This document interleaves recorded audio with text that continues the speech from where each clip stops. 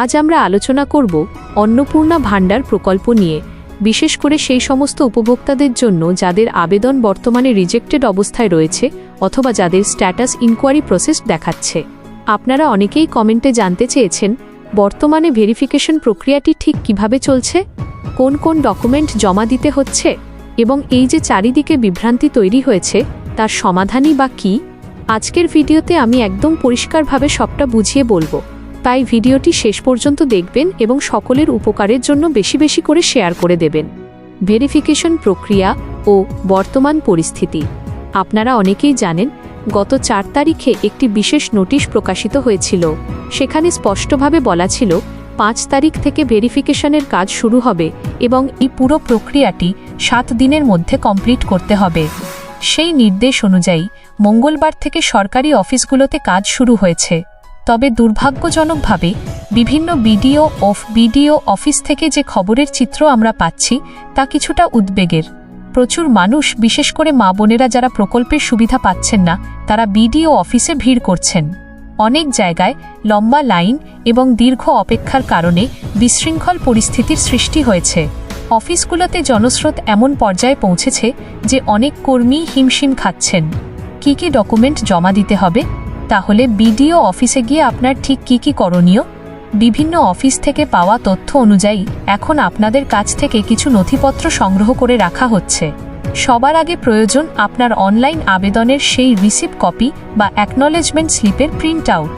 এর পাশাপাশি আধার কার্ডের জেরক্স, ভোটার কার্ডের জেরক্স এবং ব্যাংকের পাসবইয়ের প্রথম পাতার জেরক্স জমা দিতে হচ্ছে। মনে রাখবেন, শুধুমাত্র আবেদনকারীর নয়, বরং পরিবারের সমস্ত সদস্যের নথিপত্রও অনেক ক্ষেত্রে তারা চেয়ে পাঠাচ্ছে। এই ডকুমেন্টগুলো তারা আপাতত সংগ্রহ করে রাখছে পরবর্তী পর্যায়ে ভেরিফিকেশন করার জন্য। ভেরিফিকেশনের স্তরগুলো কেমন? অনেকের মনেই প্রশ্ন, ভেরিফিকেশনটা আসলে করবে কে? সরকারি নিয়ম অনুযায়ী ভেরিফিকেশনের কাজটি মূলত 2টি স্তরে হওয়ার কথা। প্রথমত, পঞ্চায়েত বা পৌরসভা লেভেলে পঞ্চায়েতের কর্মীদের নির্দিষ্ট আইডি ও পাসওয়ার্ড দেওয়া হয়েছে। তাদের কাছে যাদের আবেদন রিজেক্ট হয়েছে সেই লিস্ট চলে যাচ্ছে। তারা সেই লিস্ট যাচাই করে রেকমেন্ড করবেন যে কে আসলে প্রকল্পের টাকা পাওয়ার যোগ্য। এরপর সেই তথ্য চলে যাবে বিডিও অফিসের ভেরিফাইং অফিসারের কাছে। বিডিও অফিসের কর্মীরা তাদের আইডিতে লগ ইন করে পঞ্চায়েতের পাঠানো তথ্যগুলো যাচাই করবেন এবং সব ঠিক থাকলে তবেই সেটি অ্যাপ্রুভ করবেন। একবার এই পর্যায়টি সফলভাবে শেষ হলে আপনার স্ট্যাটাস অ্যাপ্লিকেশন অ্যাপ্রুভ দেখাবে এবং তারপর আপনার ব্যাংক অ্যাকাউন্টে টাকা ঢুকবে। মাঠ পর্যায়ে সমস্যা ও বিভ্রান্তি। তত্ত্বে বিষয়টি শুনতে সহজ মনে হলেও বাস্তবে কিন্তু অনেক চ্যালেঞ্জ রয়েছে। নিয়ম অনুযায়ী বাড়ি বাড়ি গিয়ে ফিল্ড ভেরিফিকেশন করার কথা থাকলেও এত বিপুল সংখ্যক উপভোক্তার বাড়ি বাড়ি যাওয়া কি সত্যিই সম্ভব? হয়তো নয়।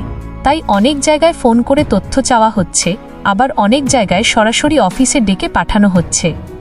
সবচেয়ে বড় সমস্যাটা হলো গাইডলাইনের অভাব। ধরুন, যারা ঘরবাড়ি বা ঘরের সংখ্যা নিয়ে রিজেক্ট হয়েছেন, ভেরিফিকেশন করলেই কি তাদের বাড়ির সংখ্যা কমে যাবে?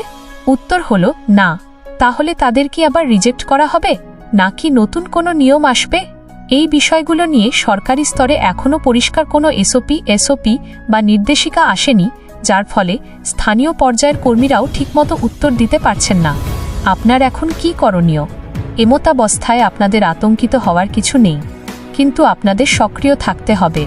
আপনারা এখন যে কাজটি করবেন তা হলো প্রথমে আপনার এলাকার পঞ্চায়েত অফিসে যান। সেখানে গিয়ে কথা বলুন, তারা আপনার এলাকার জন্য ঠিক কী নিয়ম করেছে তা জানুন। অনেক ক্ষেত্রে পঞ্চায়েত থেকে নির্দিষ্ট ফর্ম দেওয়া হচ্ছে, আবার অনেক ক্ষেত্রে সরাসরি ডকুমেন্টস জমা দিতে বলা হচ্ছে।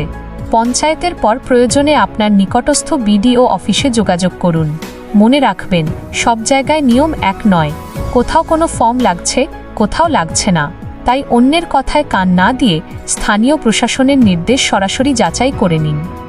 শেষ কথা, আমরা আশা করছি খুব শীঘ্রই এই ভেরিফিকেশন প্রক্রিয়াটি আরও স্বচ্ছ হবে এবং সরকারিভাবে বিস্তারিত গাইডলাইন বা এসওপি প্রকাশিত হবে। এর জন্য যে 7 দিনের সময়সীমা দেওয়া হয়েছে তা শেষ হওয়ার পরেই আমরা আশা করছি পরবর্তী পদক্ষেপগুলো আরও স্পষ্টভাবে বোঝা যাবে। আপনার এলাকার ভেরিফিকেশন প্রক্রিয়া কেমন চলছে? অফিসে কি খুব ভিড়, নাকি তারা আপনাদের সরাসরি ডাকছে? আপনার অভিজ্ঞতাটি আমাদের কমেন্ট সেকশনে অবশ্যই শেয়ার করুন। এতে অন্য অনেকের উপকার হবে। ভিডিওটি ভালো লাগলে লাইক দেবেন এবং আমাদের পরিবারের সদস্য হতে চ্যানেলটি সাবস্ক্রাইব করে রাখুন। ফেসবুক থেকে দেখলে পেজটিকে ফলো করতে ভুলবেন না। যে কোনো নতুন আপডেট আসা মাত্রই আমি আপনাদের জানিয়ে দেব। আজ এই পর্যন্তই, সবাই ভালো থাকুন।